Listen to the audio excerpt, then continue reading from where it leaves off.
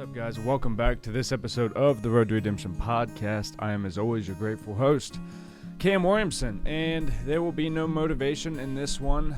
We are talking about the death of Aaron Carter. I feel it important when mental health is in the forefront of a person's death who is big in the news. Aaron Carter has been in the news for quite some time. For unfortunate reasons. Why do I connect at all to this, other than the fact that Aaron Carter has seemingly just been a train wreck for the last, 15 years? When I was a kid, Aaron Carter was the shit. He was everything.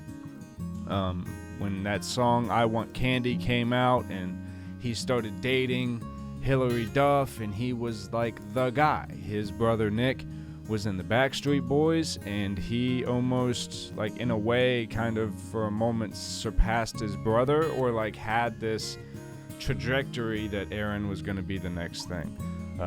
He was kind of the baggy pants, suburban, safe white kid that all the suburban white kids emulated. In the very beginning, he was kind of put on the scene to be like a male Avril Lavigne, but not as pop punky, but more like wholesome with a little bit of an edge. And I only mention that because it's going to play into, I think, the ending of Aaron Carter. He talks so much, and there are so many clips going around now in light of his death. I go on my Twitter and I see people saying, "You look like you have AIDS, you should go die." I don't understand how I dedicated 22 years of my life to my fans, and now they turn on me. It got bad when I was about 15 years old, because when I did MTV Cribs, the day that I had to go show off that house, my mom and my dad told me, "We're getting a divorce, but you still have to go do this." I had to go show off all the stuff, my whole life, that was going to be taken away from me. Of him talking about his pain, of how he talks about being famous at 15 and how that was unmanageable, and how everyone would love him and then they would shit all over him, and how that continued until the day that he died, and seemingly he couldn't trust anyone in his life because everyone around him just wanted him for his money and his fame. Mama told me, don't you ever trust him. Mama told me, don't you ever trust him. I was lonely, don't ever trust him. I was lonely, don't you ever trust him. Or, whatever is dwindling as any of that may have become. I know a few months ago I remember seeing a headline, and it was like, Aaron Carter gives performance to 2 people. And it was like he had rented out this outdoor amphitheater that you could find in most downtown cities. It's just like an outside, like stone benches, and there was 2 people filming him as he was like, I don't know if he was DJing or what the fuck he was doing, but he was like clearly intoxicated, giving this ridiculous performance thing, and people were filming him to make fun of him. You could tell, like, in the way they were talking and whatever, they were making fun of him. And it was like, fuck, man. And I never like to see stuff like that. I never like to see people who are so clearly suffering. Like, Aaron Carter was the walking epitome of help me please. Now, I say that.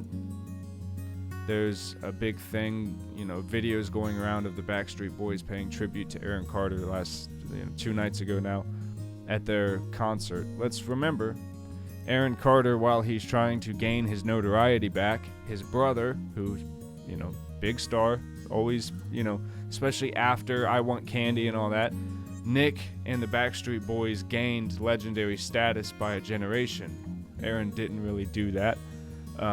He tried to, it seems like he stayed steady and working on music, but he never had anything that hit, or that I saw. He started tattooing his face all up. He made himself very odd. I remember he took a fight with Lamar Odom, which is like, come on. So he's putting himself in a weird situation to where everyone's like, that was fixed, blah, blah, blah. Like, again, he just put himself in a lot of bad situations. I know him and his brother had a complicated relationship. They used to have a show called House of Carters. There's a famous scene going around where Nick kind of dragged him into a room and presumably beat his ass for, trying to show off around his buddies when Nick was trying to keep him in his house and give him a chance. And I know that was kind of their MO a lot, where Nick would try to come in and help Aaron with his addictions and get him clean and get his shit together and maybe help him. And then it seemed like Aaron would always go off into, and I'm reluctant to say episodes because I don't know anything about Aaron Carter's mental health or what he dealt with. I think it was pretty clear he dealt with anxiety and depression. But as far as like bipolar and borderline person, I'm not going to get into any of that because I don't know. But it seems I could just speak from addiction. When you're in addiction, it's easy to make excuses to go back to whatever drugs you choose to use. And if you're a high status person where it's always been easy to get everything you want, I could imagine it's even tougher to constantly have access, right? And especially if you kind of think that you have a safety net at all times, that someone is always going to be there to catch you when you go down and whatever, like maybe Nick was to him or many other people tried to be, that's a tough gig too, because then people become enablers. And that's what I saw when I saw Nick crying. I saw the sadness of losing a brother to a situation he didn't have to. Nick felt like Aaron could be saved. Okay, let's get into Aaron Carter's death. TMZ released 18 hours ago that it was found at the scene, and it was known by his family that Aaron had been huffing, where you take cans of paint and you huff the air out of it, which is crazy, and that shit can for sure kill you. Yeah, that's a different world. There was also prescription pills found on the scene. There was a video where he had gone live on TikTok like a couple hours prior, and he was trying to be very like motivational, and people were trolling him, and he was like, he specifically went at Christians and was talking about how Christians are supposed to be loving, and people with like God first in their profile are usually the ones shitting on people, and I'm not here to approve or deny of that message, but I'll tell you, here's the thing that I think really killed Aaron Carter. And he tried to tell people for a long time, and we'll get into how this affects us all. Aaron Carter died of loneliness. Aaron Carter died of a broken heart. Aaron Carter died of addiction. And Aaron Carter died of sadness. Aaron Carter tried so hard to find relevance in a world that only seemed to mock him. Right? Now, did he give the world reasons to mock? Maybe by societal standards, yes. When you start tattooing crazy shit on your face and you become this other image that you once were not, that's hard for people to accept you as the innocent young human that they once knew. Now you become a celebrity it. A lot like Britney Spears did when she shaved her head. In connection, Aaron Carter had a welfare check sent to his home the day prior to his death. Well, 2 days prior, I guess, technically. Someone called a welfare check on him. It was his house live-in maid that found him and that connected with the police. And he said, "Don't bother me. I don't want to be fucked with."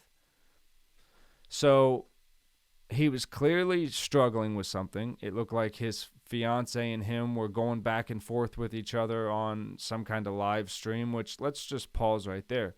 If he's a 34-year-old man, which he was, and you're in a relationship with a woman who's fighting with you over your live stream, what kind of maturity levels do you think we're dealing with? Probably not real high, right? And he's like, "Come on, can't you take a hint?" Like, "Oh, come on." And he's like, he's totally like, it's crazy to watch because you're like, okay, man, just hang up the phone, call your girl, and you guys handle this. Quit being like, "Come on, can't you take a hint? Like, I'm on live. Come on." Like, please, Aaron. Like, and again, I'm not trying to speak ill of the dead or anything like that, but it's more, again, an observation where you go, yeah, right? And I think even Nick's pain on stage at the Backstreet Boys concert is his crying going, fucking yeah, I knew this was going to happen. I fucking knew this was going to happen. And unfortunately for a lot of addicts, their families have had that conversation in their own mind or have played that scenario in their own mind more than you would probably like to imagine. So Nick has probably already played that phone call in his head 1,000 times of his brother dead because of something, and that there was more he could do, and then he's going to have to sing the tribute song, and now he's real live in that moment going, fuck, it didn't have to be this way. And then we watch. You go back, and we memorialize people, and we watch their clips when no one cared. For 15 fucking years, no one cared. No one gave a shit about Aaron Carter or what he was doing. No one paid attention. But now we have all these clips of him going, I just want people to be nice to me. I just want to be loved in the world. Now, again, some of it is mixed with drug-fueled kind of rants and squirreliness. But in the end of it all, you found he was like, I just want people to be nice to me. I just want people to love me. I just want to love other people. I just want to experience life with other people. And that I and so many, if not all other addicts, can totally relate to. That is the stem of all of our pain in addiction, is there's lost connections. There's lost feeling of worth. There's lost feeling of value. That is what stems addiction. We, in 2022, almost in 2023, from the 30 years I've been alive, I can say we are the absolute worst at genuine connection. We have all the social media in the world, so we can go live to hundreds of thousands, millions of people at the single click of a second. But you watching this video probably have someone that you know deep in your heart you should call and have a conversation with, right? Have the talk, fix it, have a new life now. And you won't, because it's uncomfortable. You can't get out of your own head and possibly save someone's life, right? We go, oh, they don't want to be bothered. They said they don't want to be bothered, so they don't want to be bothered. I don't know what to say, so therefore I just won't say anything. It's like, in this day and age, I feel like everything is so easy to honestly be observed when you look at people and you look at the way that they are and the way that they move and the things that they do day in and day out. And you go, you're either genuinely being authentic or you're not, or you're being very vocal about, I'm not happy and this is what I want to be happy in my life. And if you're not happy, it seems like people just start to shut it off, where they're like, oh, God damn, here we go with this again. Especially if you're someone that's known to be troubled, right? They just go, oh, fucking Christ, with this again. And you're never heard. So I think from a young age, Aaron Carter was kind of a vibrant guy. He was kind of all over the place. He had a million different ideas, and he wanted to explore them all, right? And I think he was just kind of like that. And he was very all over the place. And then people started to reject him and leave him and abandon him, and fans left and notoriety left, and he was left with this gaping hole inside where, let's be honest, most of us can't post a picture that if it gets 10 likes, you fucking delete it and have an internal heart attack where you're like, oh, Jesus Christ, everyone fucking hates me. And it's like, imagine being Aaron fucking Carter. You were the shit when you were 15. And now you're 34, 20 years later, and you're a joke. Every time you try to engage with someone, someone's clowning you or talking shit. And it's like, man, oh man. The pain we inflict on others. And we think, again, we have this conversation all the time, but it's like we think just because you're looking at someone on a screen or you're reading about them in an article, you're like, oh, that piece of shit, or oh, look at this crazy person. It's like, hey, if people are doing things that seem crazy and outlandish, like Kanye or fucking, Matthew Perry's all the talk right now because he wrote a book and he's talking about all his shit. And it's like, then you got Aaron Carter's. And you have these people that are just so clearly, like, people saw Chandler's weight gain go up and down, and Like, people saw Matthew Perry during that time, and we see him now. It's like, what do we have to do differently to see people in the moment? Luckily, Matthew Perry's still alive. What do we have to do for life to be valued enough to where we pay attention to it enough to where we stop losing people? The people directly closest to us. The people who you can see. We saw Aaron Carter deteriorate. We watched it happen. Now, again, none of us know him. We can't just call him. But any one of us could have sent a kind message. Anyone who ever sent him a mean message could have not done that, or comment, or whatever. Whoever was providing him drugs or whatever could have not done that, sure. But then who also knows how much longer we would have not had Aaron Carter had he not taken drugs and soothed whatever pain he was trying to soothe. And, you know, I'm not one to blame the drug. The drug is used by an individual, and it's a choice every time to use it. The drug does not choose to ingest itself in your body, nor does the drink. So you have to take the responsibility, right? If Aaron was huffing, which it sounds like he was at some point before his death, well, you have to take responsibility for the fact that that's fucking stupid. And no one wants to say that because he's now dead, right? A lot like when people drink and drive and they die, people don't want to go, well, he was doing something fucking stupid. I think Paul Walker and Ryan Dunn were both that way, where people didn't want to mention. I don't think Paul Walker was speeding. I think everyone assumed he was because of the Lambo or whatever, but it was like, I think there have been times where shit like that's happened and you go, well, yeah, Fast and the Furious guy dies in a fucking Lambo. Are we shocked? Probably not. But then we start to make all these weird assumptions where it's like, well, the tool wasn't really the problem.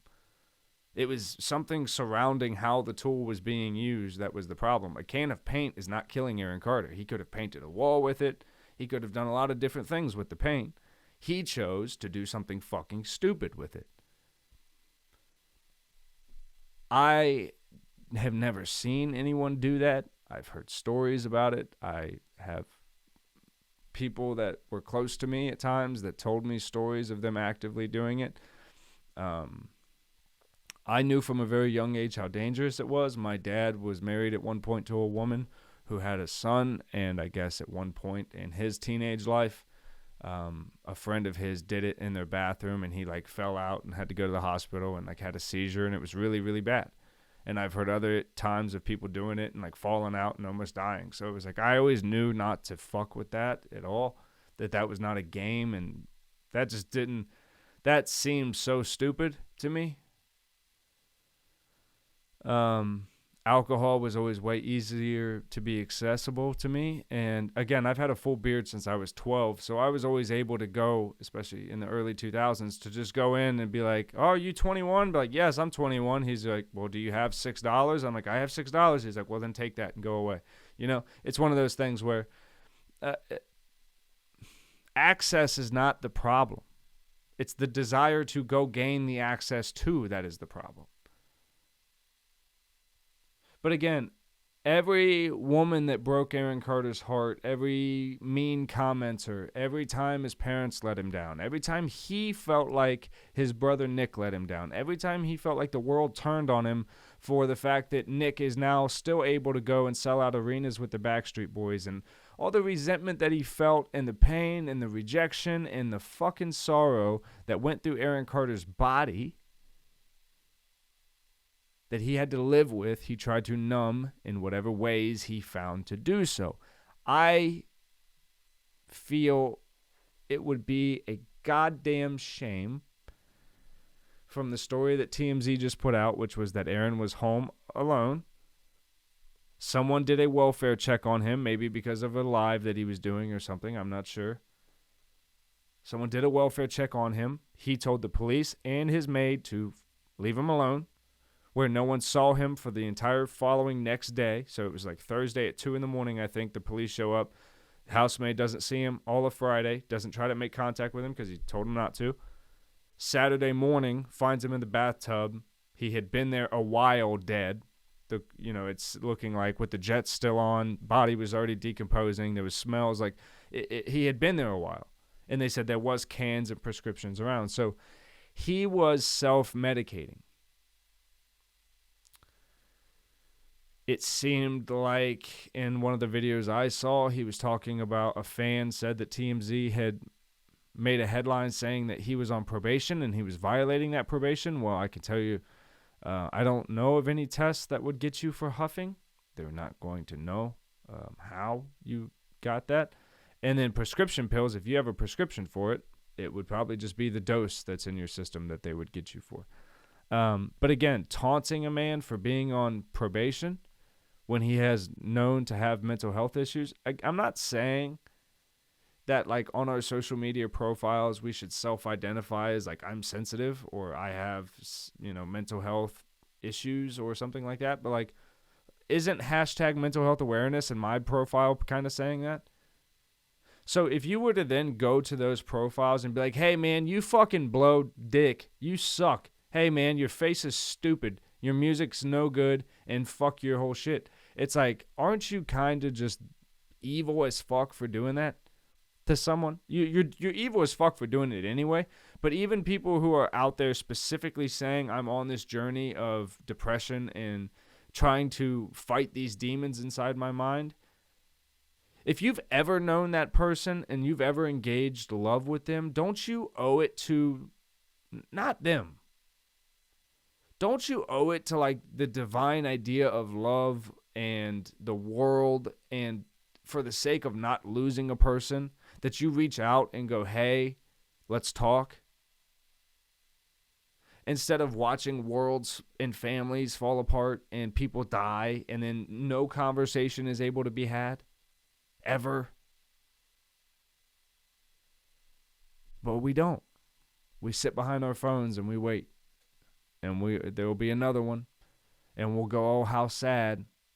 Oh, we saw this one coming. Oh, no. Oh, what could we have done? And we'll interview that family and they'll cry. And they'll say, we knew, but there was nothing we could do. They shut us out, I can almost guarantee you, right? Even in the solitude of addiction, addicts, there's always someone that the addict wants to talk to unbear themselves to. There's someone or something that if I could just, then I wouldn't be this. If I could just, and that's where it usually ends. If you could just what, Aaron? If you could just what? If I could just feel like I'm okay. If I just feel like for a minute that I'm safe. If I just feel like someone loved me. If I just feel like, if I didn't feel so much, if I didn't feel so goddamn much, I wouldn't be in this situation. I wouldn't take all these drugs and do all these things. And then that feeling of like getting your shit together of like, I'm going to stop beating myself up like this. Then he goes live and he's like, hey, be cool. I don't know why you would want to come on here and talk this way to someone. And he seems like he's got it together because he just went through this war with himself. But then the cameras aren't rolling or two people get on his live and he turns it off and he's sitting there like, fuck, I'm nobody. Fucking nobody likes me. Fuck. His fiance's calling him a dickbag. She cheated on him. He told that story to everybody in the world. And it was like, God damn it, Aaron. Like, and he goes in these spaces where he's like, fuck it, fuck everyone, fuck the world, fuck life, fuck everything. Drugs, huff and paint.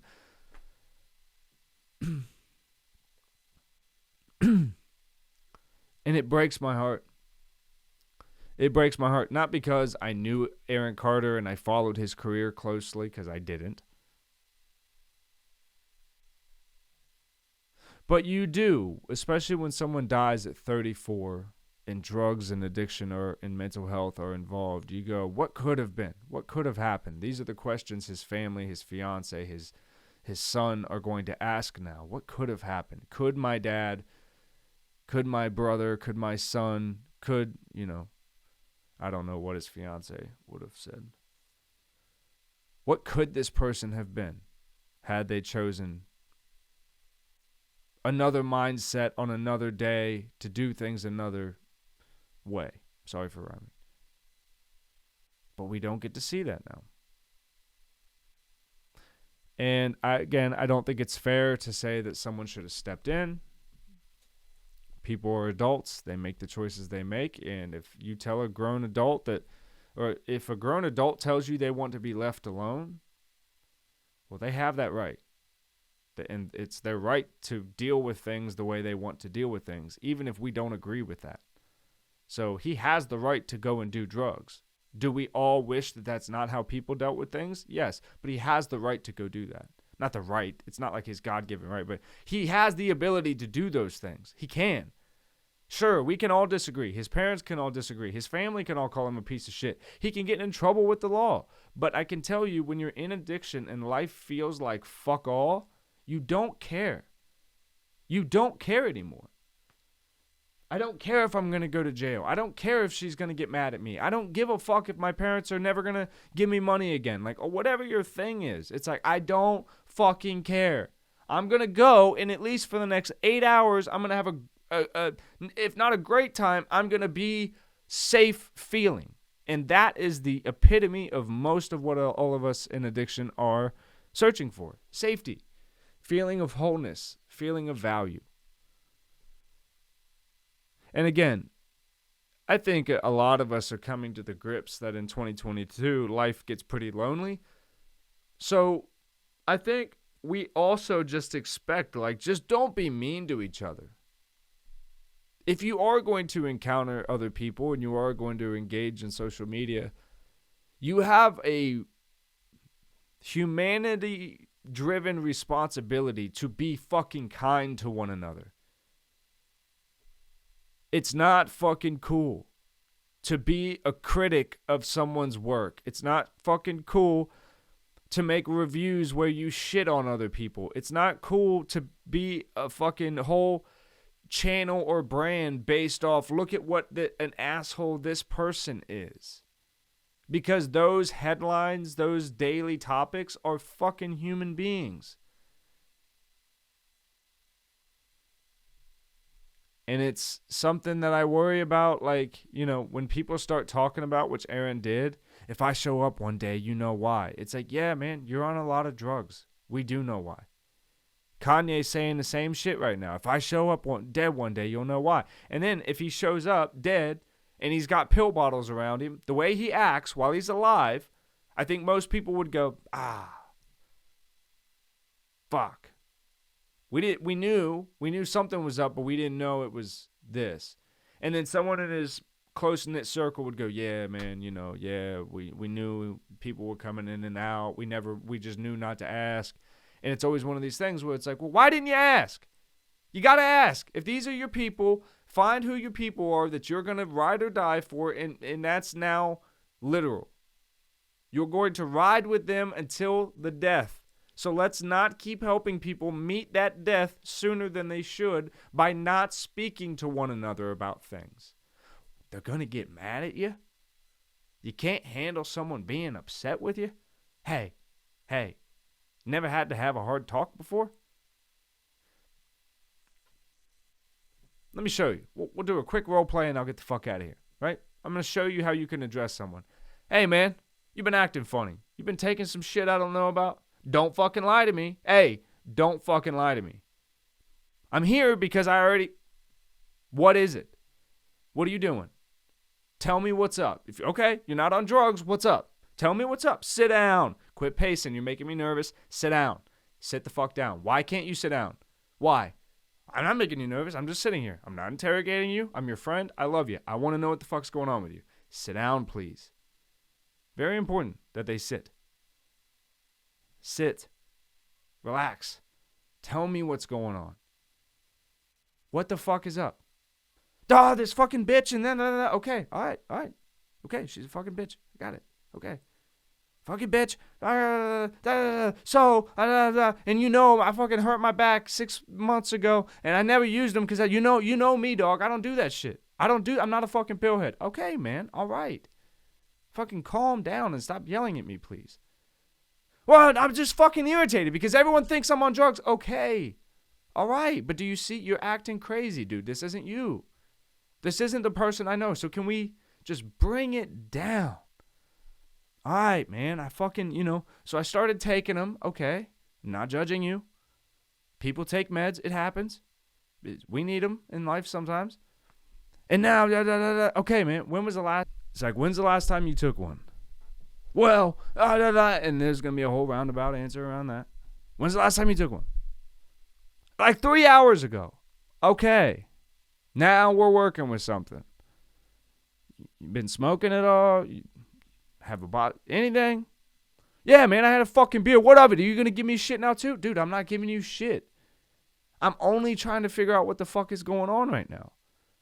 So anything, whether it be coffee, water, alcohol, anything in your body is going to make you act differently, and I just want to know what's going on with my friend. Right?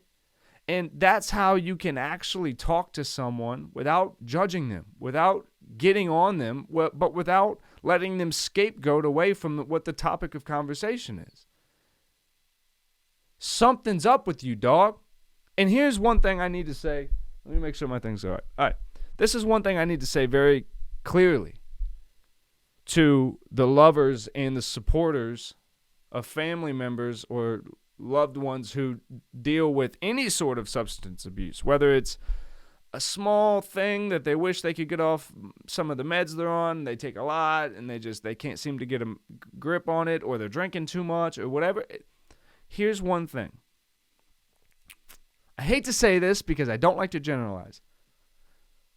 Almost every addict I know, for the reason they stay in addiction for as long as they do, is because there is one person, one human being, one. And I'm telling you, there's one who is alive.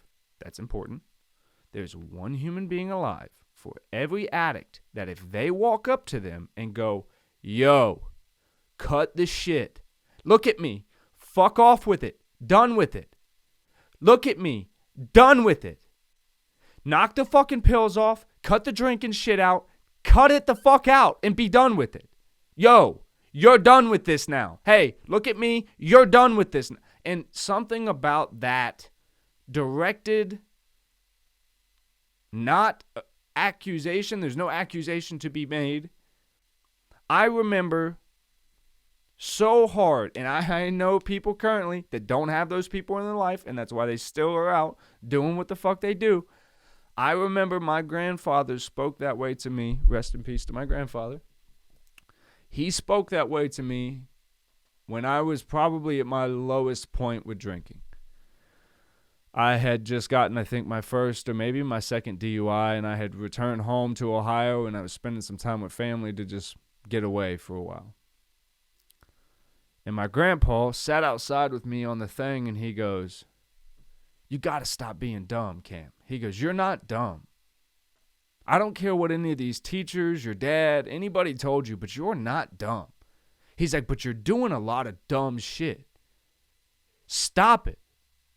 He's like, stop it, because you're upsetting me. My grandfather had never told me that. Never. He goes, Cam, you're upsetting me. You're upsetting me because you upset your grandmother. You upset your aunts. And I listen to them cry on the phone every night when they're talking about you. Stop it. Stop it. Right? And I got sober for like over a year after that. And it wasn't until I created more distance from my family and I got away from myself again that I rationalized my behavior of fuck it, of not having anyone, of not being there, I had my reasons, right? But something about my grandfather going, Cam, stop it. Stop this now. And I'm not asking you. I'm not working it out with you. I'm telling you, stop it. And here's the thing with that one person for each addict. Everyone's like, well, what if they flip out? And what if they say no? If they do that to you, you're not that person for them. If they go, man, fuck you, you don't know what the fuck, you're not the person. You're someone that they think that they can still somehow use and maneuver and convince or whatever. When that person speaks to them, they will change. They will change. Because it's the love that is being said through the sincerity of the situation. Stop it now. Hey, stop it now. A judge, before they lock you in prison, is not going to talk to you that way. Your dad, who's never had the emotional regulation to parent themselves, let alone you, is not going to do that. Your teachers are not going to see through your attitudes and your whatever.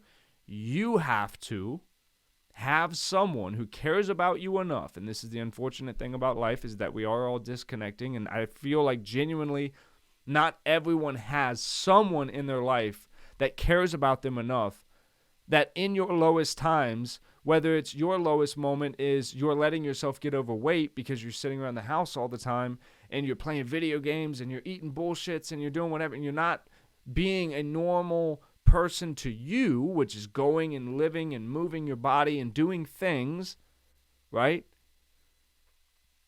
You have to have someone that loves you enough to go, this isn't you. I love you for the best parts of you. I understand the bad parts of you, and I love those too, but I'm not going to allow those. So I value rest and relaxation, but we've been resting and relaxing for 9 months now. You've gained 60 pounds, and you don't look like you anymore. Or you've now got diabetes, and this is a problem now. Or you're drinking way too goddamn much, to the point where you're acting not like yourself. You're treating people who you're supposed to love poorly. Hey, you are doing that.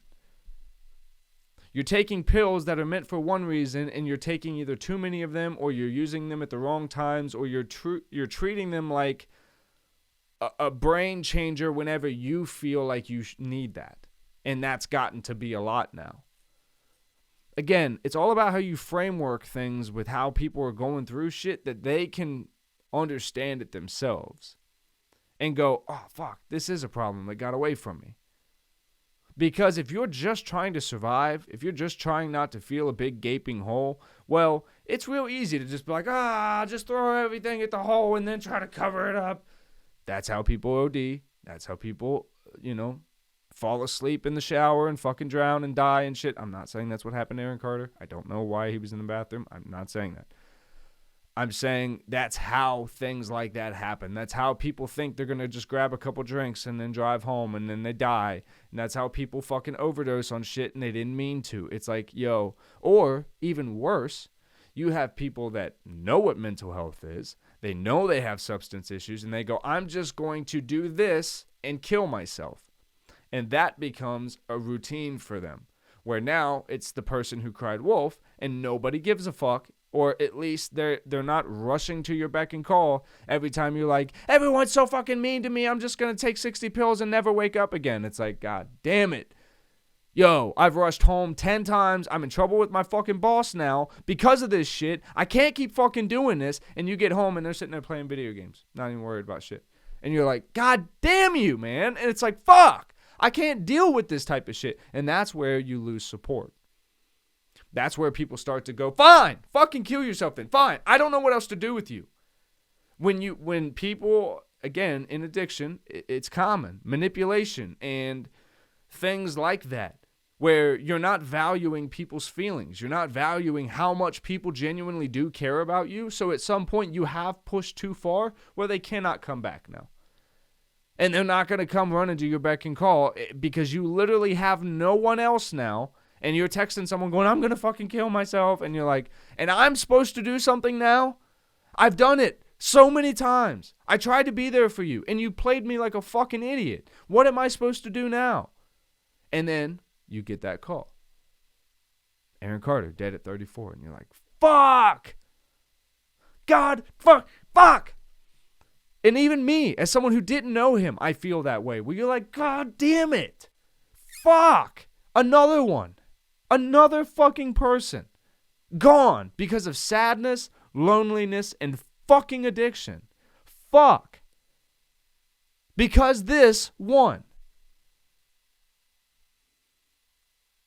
It just shows you how vulnerable and how valuable this situation that we're all in is, and we need to stop fucking around with it. Stop taking advantage of it. Stop leaving people out in the cold.